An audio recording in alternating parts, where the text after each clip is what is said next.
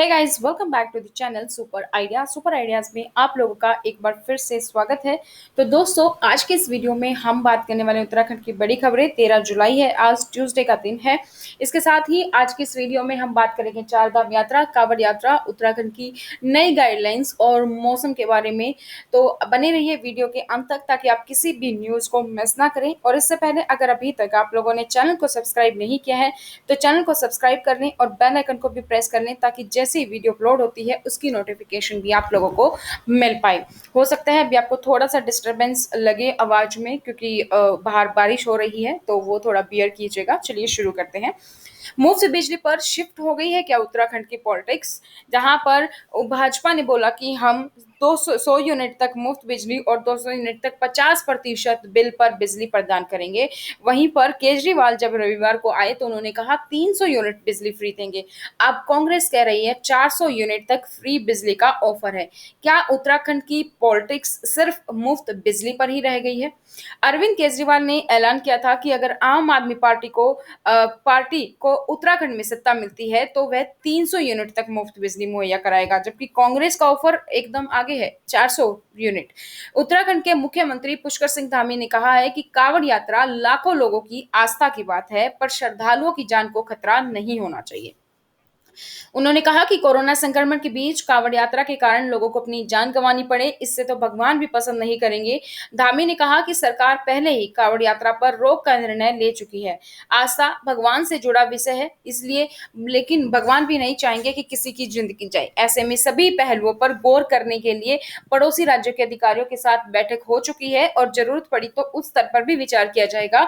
लेकिन पुष्कर सिंह धामी से की ओर से जो भी बयान आ रहे हैं वो कांवड़ यात्रा नहीं होने के ही आ रहे हैं।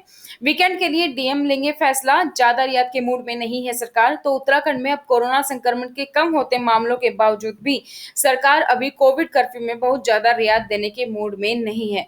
कोविड कर्फ्यू को एक सप्ताह के लिए और बढ़ा दिया गया है और अब वीकेंड पर डीएम फैसला ले सकते हैं कि पर्यटक स्थल जो है उनकी संख्या जो है सीमित कर सकते हैं कि कितने टूरिस्ट वहां पर जाएंगे। आईएमए ने सीएम को लिखा है पत्र, कहा किसी भी सूरत में कांवड़ यात्रा नहीं होनी चाहिए।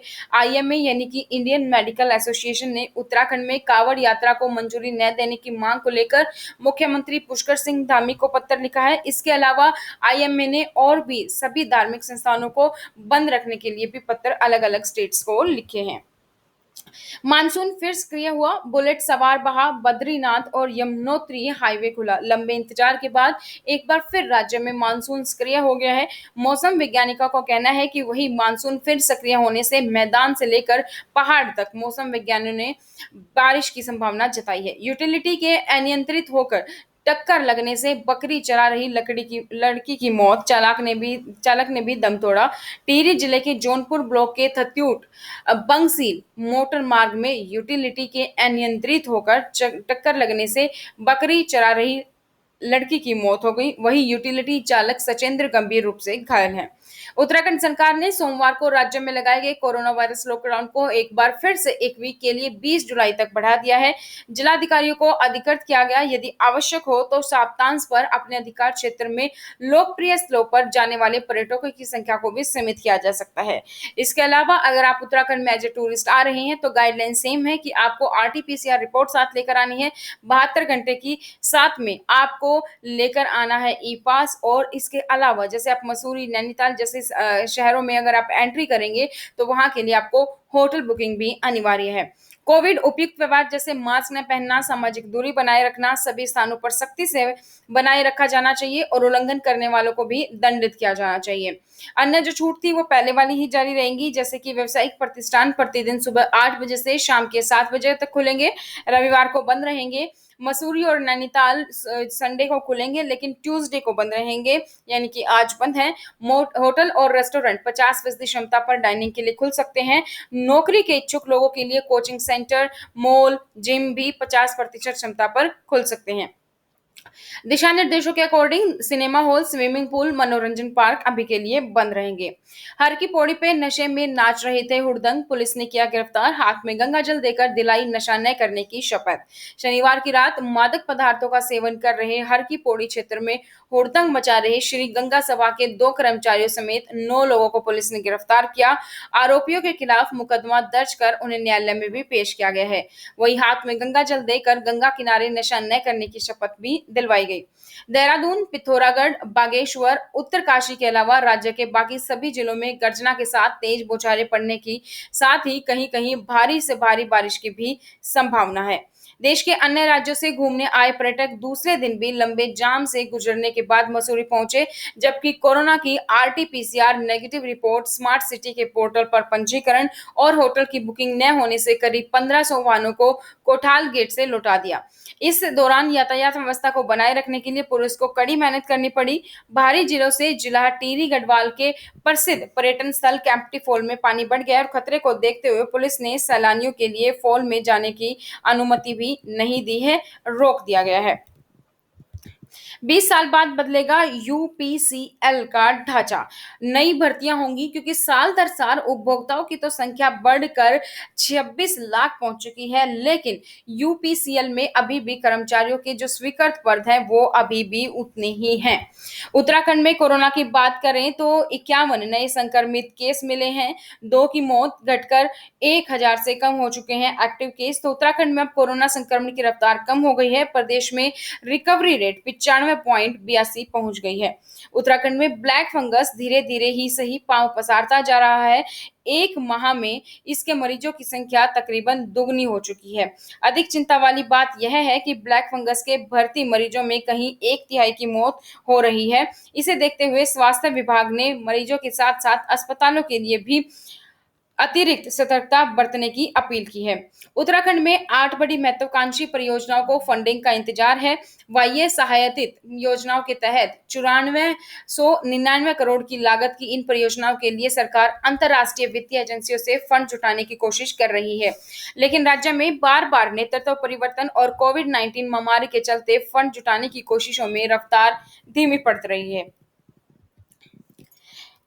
प्रदेश में त्रिवेंद्र सरकार ने जब राज्य के विकास के लिए जमरानी बांध परियोजना, देहरादून और मसूरी बीच परिवहन अवस्थापना विकास, बागवानी विकास, राज्य के 16 आबादी बहुल नगरों में अवस्थापना विकास, टिहरी बांध और उसके जलागम क्षेत्र में विकास कार्यों समेत कुल 8 महत्वाकांक्षी के प्रस्ताव केंद्र सरकार की बाह्य सहायता योजना के तहत भेजे थे, जो अभी तक स्थगित है।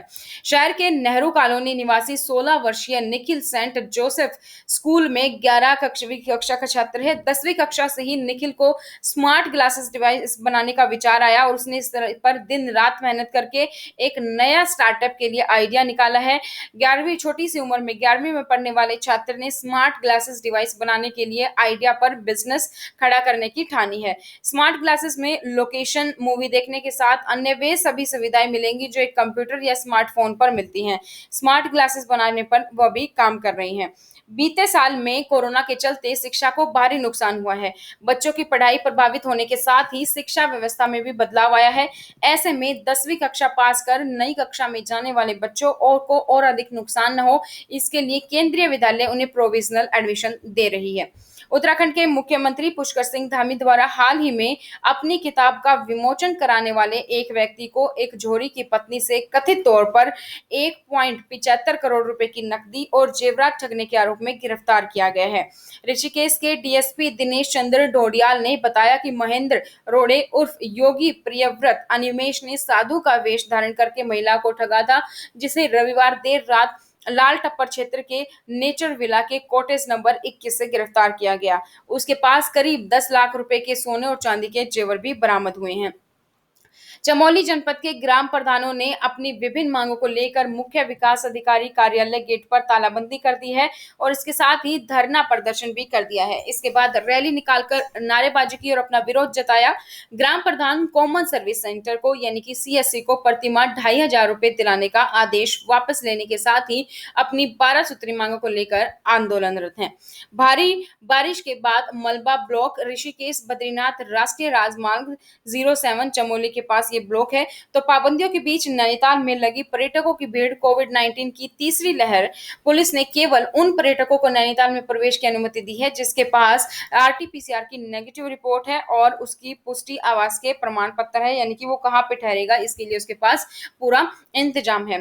रुड़की में इंजीनियरिंग और प्रौद्योगिकी विश्वविद्यालय यूईटीआर का उद्घाटन और बैच 2021 के लिए द्वार खोले गए हैं। तो ये थी दोस्तों उत्तराखंड से जुड़ी कुछ खबरें। इसके अलावा उत्तराखंड की गाइडलाइंस आ चुकी हैं, वो मैंने अपलोड भी कर दी हैं, आप वो भी जाकर दे सकते हैं। तो आज की वीडियो में दोस्तों इतना ही। वीडियो को लाइक करें, शेयर कर जरूर करें ताकि ज्यादा से ज्यादा लोग जुड़े और मुझे मोटिवेशन मिले। और अगर अभी तक भी आप लोगों ने चैनल को सब्सक्राइब नहीं किया है तो देर किस बात की है, चैनल को सब्सक्राइब करो, फ्री ऑफ कॉस्ट है और इससे आपको हर रोज उत्तराखंड से जुड़ी हर खबर मिल जाती है। तो चलिए आज की वीडियो इतना ही, फिर मिलेंगे। Thank you so much, bye bye, take care.